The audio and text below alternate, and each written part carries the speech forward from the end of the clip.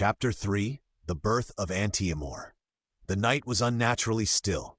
A dry wind whispered through the ancient streets of Babylon, carrying the scent of dust and decay. In the ruins of a once great city, something unholy stirred. A child was about to be born. There had been whispers for centuries, passed down by scholars, mystics, and priests alike, foretelling the arrival of one who would stand against the divine. The prophets of old had spoken of him. Of the tribe of Dan shall he rise, his tongue shall speak great blasphemies, and he shall set his throne in the holy place. The son of perdition, the anti-Messiah. And now the hour had come. Inside a dimly lit chamber, a woman labored in agony. Her name was Miriam Bat El-Hanan, a woman of Jewish descent, but she was no Mary, no blessed vessel of grace. Her child was not conceived by the Holy Spirit, but by something far darker. Her husband, a man called Abiron, stood near the door, his face pale with fear and reverence. He had been chosen for this task, though he had never understood why. Not truly. He had dreamed of a child, a son who would rule the nations, and when Miriam had become pregnant, he believed it was the fulfillment of a divine promise. But as the pregnancy progressed, strange things happened. Shadows moved where no light had cast them. The house seemed to breathe at night, and Miriam had changed. Her once gentle nature had become hardened, cruel. Her eyes, once filled with compassion, now burned with something else: knowledge, power. And now as she gave birth, she did not scream in pain. She laughed. A final push, and the child was born. The midwife, a wrinkled old woman from the outskirts of Babylon, gasped as she caught him in her trembling hands. Something was wrong. The baby did not cry. He did not move like a newborn should.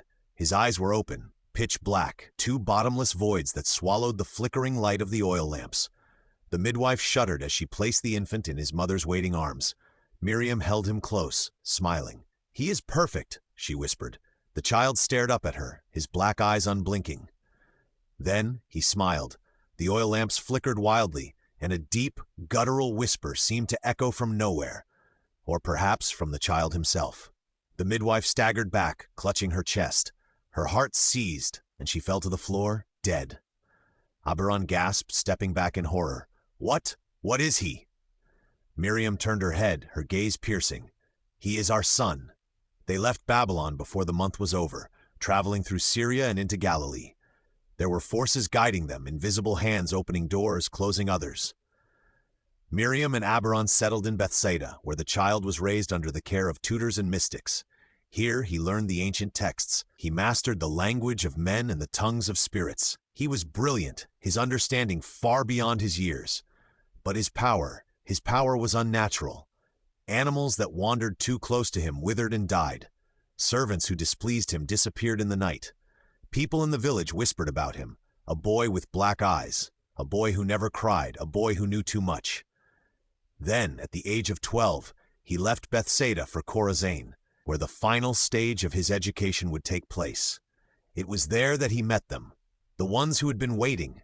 They had many names, the malignant spirits, the fallen ones. They whispered to him of his destiny. "You shall sit in the temple of Jerusalem," they told him. "You shall restore what was broken. You shall call yourself the Son of the Omnipotent God." And he believed them, for by then he already knew who he was. He was Anti-Amor, and he had come to claim the world.